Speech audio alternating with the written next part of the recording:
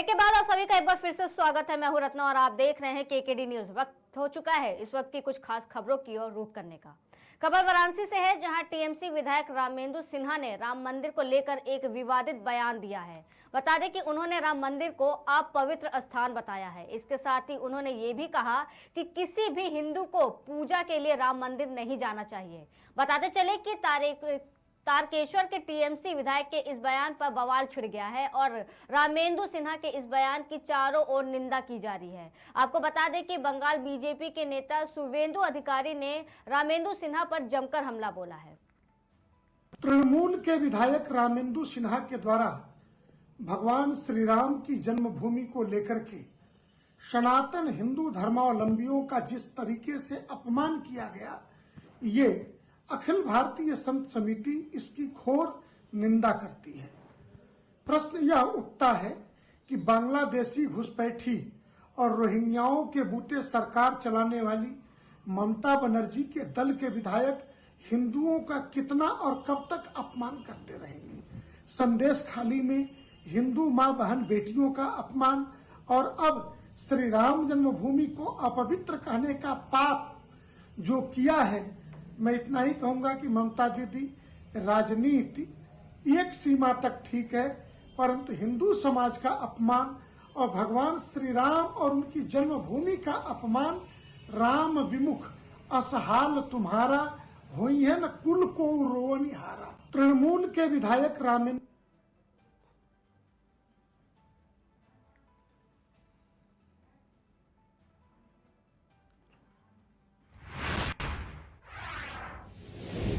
बढ़ते अगली खबर की ओर। लखनऊ के पारा में जीडी मेमोरियल स्कूल में रंगारंग सांस्कृतिक कार्यक्रम मनाया गया। पारा क्षेत्र के हंसखेड़ा जीडी मेमोरियल स्कूल में वार्षिक समारोह महावीर स्पोर्ट आयोजित हुआ। समारोह का उद्घाटन संस्था के प्रबंधक सौरभ शुक्ला ने किया। इस दौरान छात्र छात्राओं ने रंगारंग सांस्कृतिक कार्यक्रम पेश किए।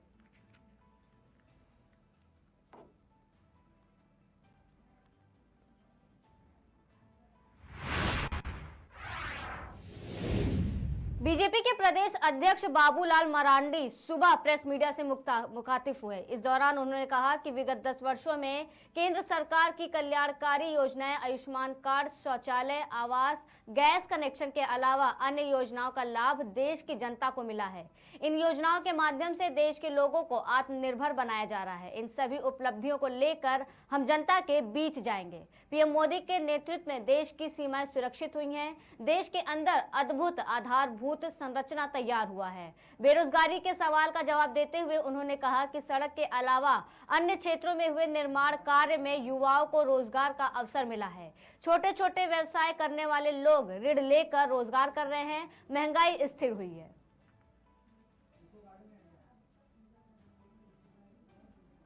और उसके लिए पार्टी की ओर से अनेक प्रकार के कार्यक्रम चलाए जा रहे हैं।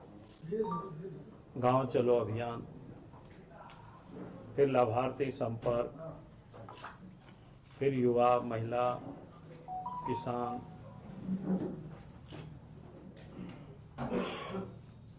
ये सबों को पार्टी के साथ मजबूती के साथ और जोड़ना, ये कार्यक्रम लगातार पार्टी की ओर से चल रहा है। और मैं कह सकता हूं कि झारखंड में जिस प्रकार से इन 4.5 साल से अधिक अब हो गया सरकार, पहले हेमंत सोरेन के नेतृत्व में थे, आज चंपई सोरेन के नेतृत्व में है। नेतृत्व बदला है लेकिन काम का कोई रंग ढंग कुछ बदला नहीं है। और 4.5 वर्षों में जिस प्रकार से इस राज्य को लोगों ने लूटा है, वो सबके सामने। आज भी जिस प्रकार के ताबड़तोड़ ट्रांसफर, पोस्टिंग और पैसे लेकर के चल रहा है, जो चर्चाएं सब जगह से आ रही है, तो लगता नहीं है कि सरकार ने कोई अपने आप को सुधारा है। तो एक और जहां केंद्र सरकार की जो 10 वर्षों की उपलब्धि है गरीब कल्याण योजना का या देश को आत्मनिर्भर बनाने का, तो इन कार्यक्रमों को लेकर के जनता के बीच हम लोग जाएंगे। और दूसरी तरफ जो बोले कि राज्य सरकार की जो लगातार झारखंड में लूट रही लॉ एंड ऑर्डर की जो व्यवस्था है, वो बिल्कुल बद से बदतर स्थिति है। कानून व्यवस्था के बारे में मैं कहूँ कि रात्रि में मैं एक कार्यकर्ता के यहाँ गया था, युवा मोर्चा नगर के अध्यक्ष के यहाँ भोजन करने। वो हमारी कार्यकर्ता ही महिला नेत्री आई थी मिलने, और उन्होंने बताया कि सर 29 तारीख को रात्रि में नई गाड़ी की चारों चक्का खोल करके ले गए। तो मुझे लगा कि शायद एक हुआ होगा, लेकिन लोगों ने बताया बोकारो में ही घटना, लोग बताएं एक आध महीना में शायद दर्जनों इस प्रकार की घटनाएं हुई है और लगातार हो रही है घटनाएं। तो मैंने कहा कि भाई कानून व्यवस्था के बारे में मैं पूरे राज्य की आपको वृत्तांत सुनाऊं, तो मुझे लगा कि आप सब लोग शायद उससे, आप सब लोगों से भी मेरा निवेदन है गाड़ी वाड़ी ठीक ठाक रखा ऐसा मैं अब जो वर्षों से यहाँ रह रहे हैं उसका बाहरी कहिएगा ऐसा थोड़े चलता है। और उसके लिए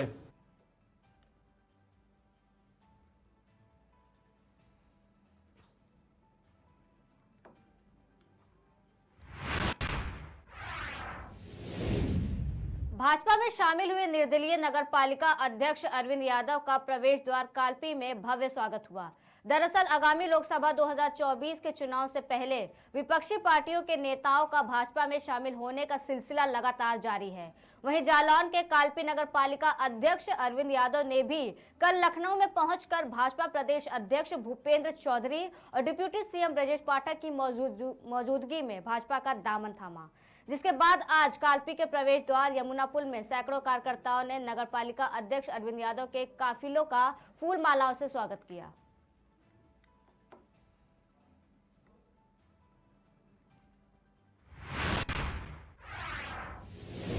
लोन दिलाने के नाम पर धोखाधड़ी करने वाले युवक की शिकायत पुलिस चौकी पहुंची। प्रार्थी साबिर ने घटना की सूचना देते हुए बताया कि कलीम नाम के युवक ने प्रार्थी को लोन दिलाने का झांसा देकर उससे उसका आधार कार्ड मांगा और अपने मोबाइल में फोटो खींच लिया।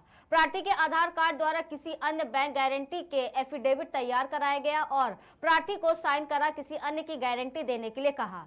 तहरीर देते हुए प्रशासन से गुहार लगाई कि इस तरीके के फ्रॉड लोगों के विरुद्ध सख्त कानूनी कार्रवाई की मांग करें। कलीम नाम का एक आदमी ने मुझसे फ्रॉडबाजी से काम लिया है। उसने लोन का वो बता के और मेरा आधार कार्ड लिया और मुझे बिना बताए उसने फ़ोटो खींच लिया मेरे आधार कार्ड का। उसने उसको गलत इस्तेमाल किया, दूसरे के गारंटर बना रहा था मुझे 10 लाख के लोन पर।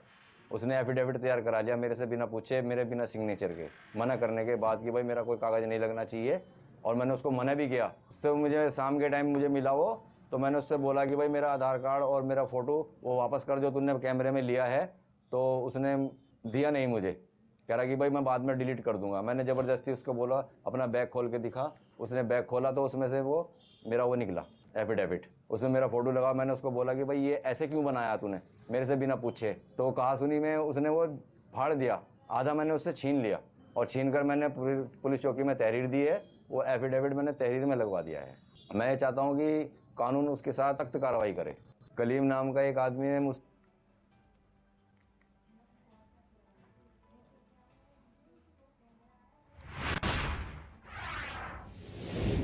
अगली खबर फर्रुखाबाद से है, जहां आज भारतीय किसान यूनियन के जिला अध्यक्ष सहित सैकड़ों कार्यकर्ताओं ने नवाबगंज थाने का घेराव किया और जमकर नारेबाजी की। बता दें कि कानपुर मंडल अध्यक्ष प्रभाकांत मिश्रा ने बताया कि 6 महीने से एक ट्रैक्टर थाने में खड़ा है जिसको पुलिस के द्वारा छोड़ दिया गया, जिसको लेकर कार्यकर्ता द्वारा पुलिस से जानकारी मांगी कि किस कारण ये ट्रैक्टर छोड़ा गया। जब पुलिस द्वारा जानकारी नहीं दी गई तो जिला अध्यक्ष सैकड़ों किसानों ने थाने का घेराव किया। थाना अध्यक्ष ने ट्रैक्टर छोड़ने का कारण बताया, उसके बाद किसान अपने घर चले गए।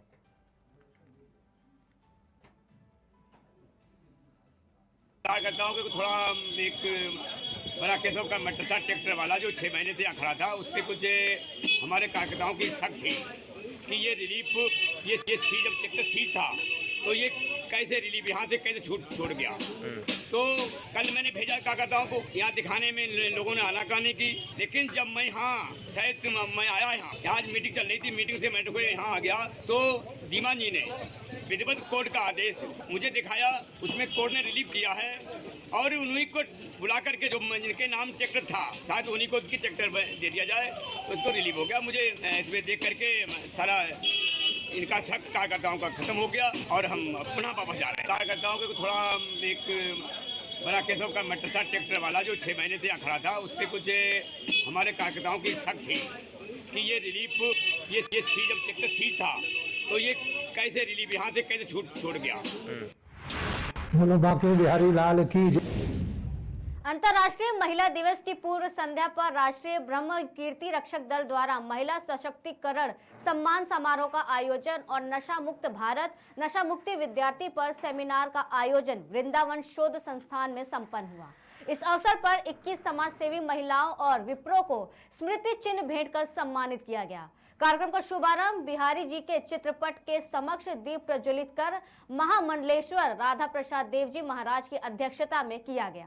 संस्था के अध्यक्ष पंडित जोगेंद्र भारद्वाज ने बताया कि नशा मुक्त भारत और नशा मुक्ति अभियान आज देश की जरूरत है। युवा पीढ़ी नशा की लत में जाकर अपना जीवन बर्बाद कर रही है। सरकार को इसके खिलाफ मुहिम चलाकर ब्रज मंडल को नशा मुक्त करना चाहिए। बोलो बांके बिहारी लाल की जय। ब्रह्म कीर्ति रक्षक दल द्वारा जो पंजीकृत संस्था है उसके द्वारा नारी सशक्तिकरण एवं नशाबंदी विद्यार्थियों में नशाबंदी को लेकर और जो है संतों का महिलाओं का सम्मान समारोह रखा गया। आज के हमारे बीच में महामंडलेश्वर श्री राधा प्रसाद देव जी महाराज की अध्यक्षता में कार्यक्रम हुआ। इस अवसर पर अनेक संतों ने महिलाओं ने विचार व्यक्त किए। हमारी जो है प्रोफेसर डॉक्टर लक्ष्मी गौतल समाज सेविका एवं जो है ललिता शर्मा और सरकार से मांग की कि वास्तव में जो है ये भारत जो है नशा मुक्ति होना चाहिए। लेकिन भारत वक्त नशा मुक्ति ना हो तो कम से कम उत्तर प्रदेश नशा मुक्ति हो जाए। उत्तर प्रदेश नशा मुक्ति ना हो तो कम से कम 84 कोस नशा मुक्ति क्षेत्र हो जाए। आज ये नारी सम्मान समारोह किया गया है। यहाँ नशा मुक्त भारत को लेकर शुरुआत की गई है। महिला सशक्तिकरण के लिए महिलाएं तो सशक्त हैं, अब सुधार की जरूरत तो सोच को है कि हम अपनी सोच को सुधारें कि महिलाओं के प्रति हम सभी के हृदय में सम्मान के भाव होने चाहिए कि मंच तक ना रहे महिला सम्मान प्रत्येक के हृदय में होना चाहिए। हमें प्रत्येक महिला का सम्मान करना चाहिए, अपनी पुत्री के समान, अपनी माँ के समान सभी को सम्मान देना चाहिए। बोलो बांके बिहारी लाल